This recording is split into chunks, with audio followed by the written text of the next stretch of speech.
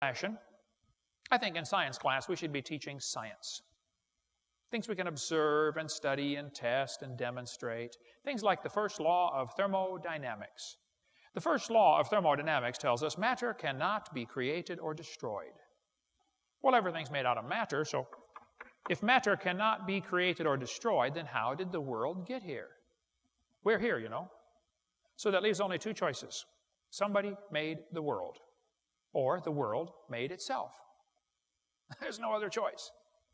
Well, there are a few out there on the lunatic fringe who will tell you, we're not really here at all. We just think we're here. Okay, you can forget about those folks, all right? We're here. So either somebody made the world like the Bible says, God created it, or the world just made itself like the humanists believe. It just is self-existing and not created. Well, if the world just made itself, how could this happen? Boy, the devil thought about that for a long time, and finally one day he came up with the Big Bang Theory. How many of you have ever heard of the Big Bang Theory before? I was on the airplane years ago flying from Dallas to San Francisco, and I happened to sit right next to a professor from Berkeley, UCal Berkeley. I don't know if you folks in Knoxville have ever heard of Berkeley or not, but Berkeley is not a Bible college. So here I was on the airplane about that far away from this guy, and we started talking about creation and evolution. Everybody I sit by on the airplane wants to talk about that, so I talk about it with him.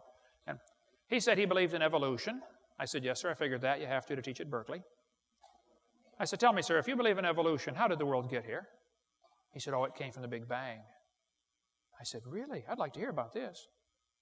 He said, you're a science teacher and you have never heard of the Big Bang? I said, oh, yes, sir, I've heard a lot about the Big Bang. And I believe in the Big Bang, but my Big Bang is a lot different than yours. I said, you tell me about your Big Bang, and then I'll tell you about my Big Bang. And so the professor took off on one of those answers that looked like it came straight from the textbook. He said, well, Mr. Hovind, I believe about 18 or 20 billion years ago. That's a long time. All the matter in the universe. That's a lot of stuff. By the way, the word universe comes from two Latin words, uni, which means single, and verse, which means a spoken sentence. Did you know we live in a single spoken sentence? God said, let there be. Now that'll preach, man. There's a sermon in there someplace right there, okay? And if your pastor can't find it, he ain't got no preach in him at all, okay? All the matter in the universe was concentrated into one very dense, very hot region that may have been much smaller than a period on this page. Say what? Everything in the universe squished into a dot smaller than a period on a page? Wow. That's one crowded dot.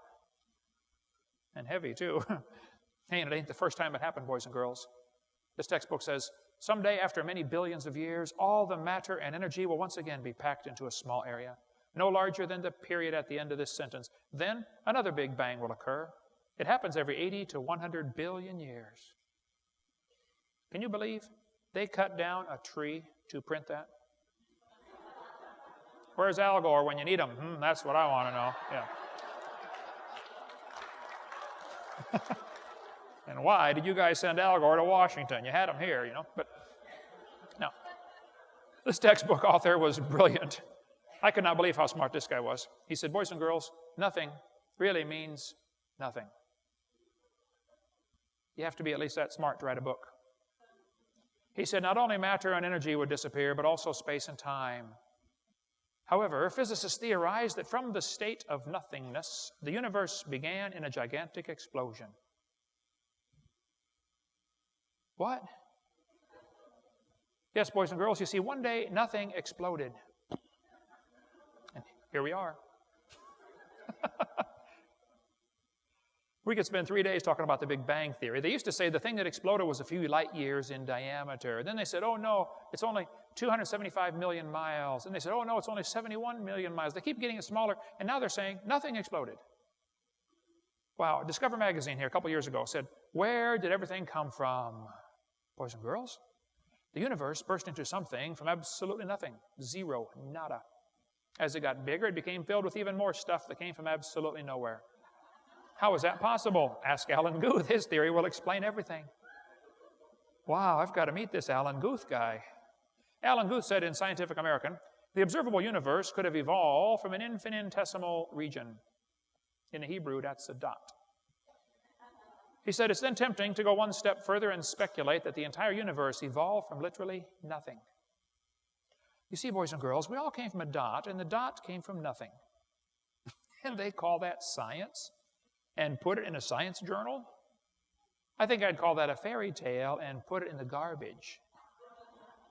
I said, Professor, what happened to your dot? He said, well, Hovind, 20 billion years ago, all the dirt in the solar system was drawn into this little bitty tiny dot, and it was spinning. It spun faster and faster, and all of a sudden, it exploded, big bang. And the pieces that flew off became galaxies and sun, moon, stars, and here we are, people, nothing but stardust. I said, sir, can I ask you a couple questions, please? He said, sure. What do you want to know? We got a 3-hour flight sitting that far away from each other on the airplane, and I said, well, sir, I got a question. You said 20 billion years ago, all the dirt got together for the big squish and the big spin and the big bang. Where did all the dirt come from? Who made matter? He said, we don't know that for sure. I said, okay, now, sir, hold it. If I told you that I believe about 6,000 years ago God created the heaven and the earth, then you're going to say, and where did God come from? And I have no idea. But you said 20 billion years ago there was a big bang, and you don't know where the dirt came from. So basically, I believe in the beginning God, and you believe in the beginning dirt.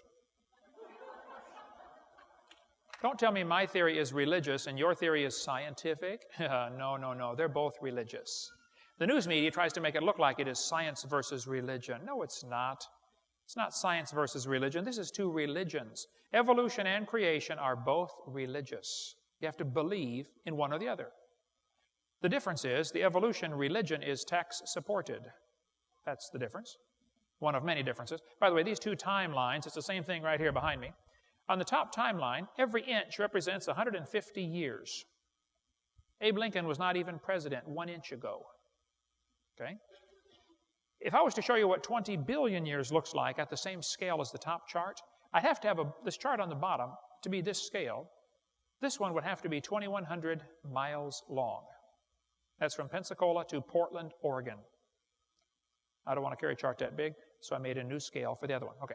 The professor said he did not know where the matter came from. I said, well, sir, could you tell me where the laws came from? This universe is run by laws. Gravity, centrifugal force, inertia, Boyle's law, Cole's law. You can eat that with potato salad. Okay.